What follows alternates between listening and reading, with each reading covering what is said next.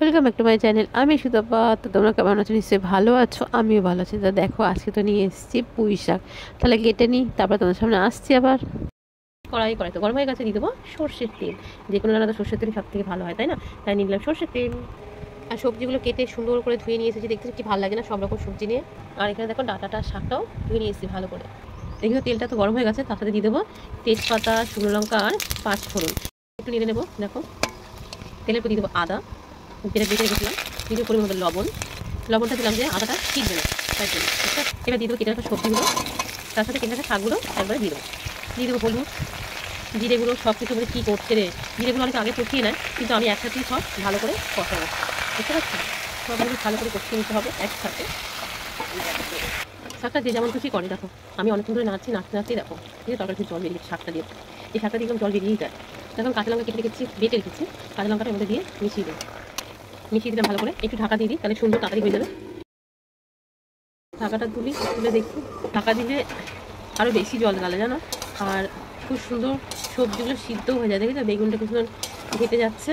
আর কুমড়ো ছিল না, তাই কুমড়ো দিতে পারিনি। এই দেখো, দেখো কি সুন্দর মজে গেছে। জানো তো, যখন পুঁই শাকটা বসাচ্ছিলাম তখন একটা গোটা লঙ্কা দিয়েছিলাম ফোড়ন।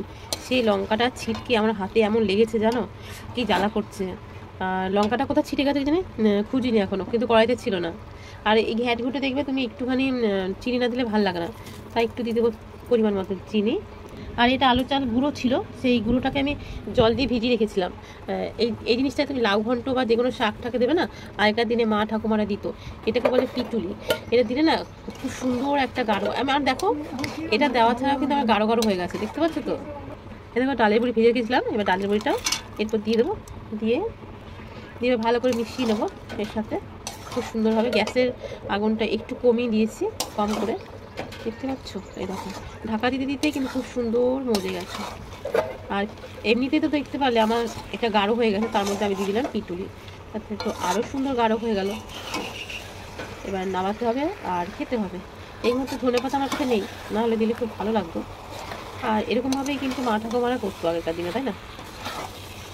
আমার মা কোথায় পিটুলি বা চিনি ব্যবহার করতো না, জানো তো। তার হাতে রান্নাই ছিল অসাধারণ টেস্টি। সেরকম আমি আর পারি না, কিন্তু আমি আমার মতন করি।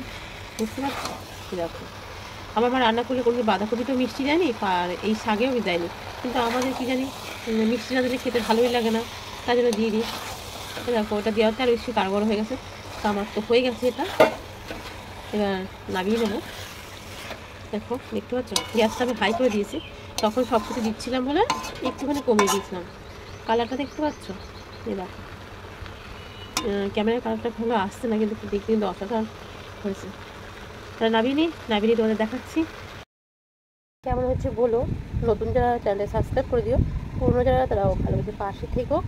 সবাই সুস্থ থেকো, ভালো থেকো। দেখো, রান্না করতে করতে আমার ক্যামেরাটা খোলা হয়ে গেছে, তাই ক্যামেরাতে ভালোভাবে আনতে পারছি না। সবাইকে অনেক অনেক ভালোবাসা, আর অবশ্যই কমেন্ট করে বলো কেমন হচ্ছে। ঠিক আছে, টাটা।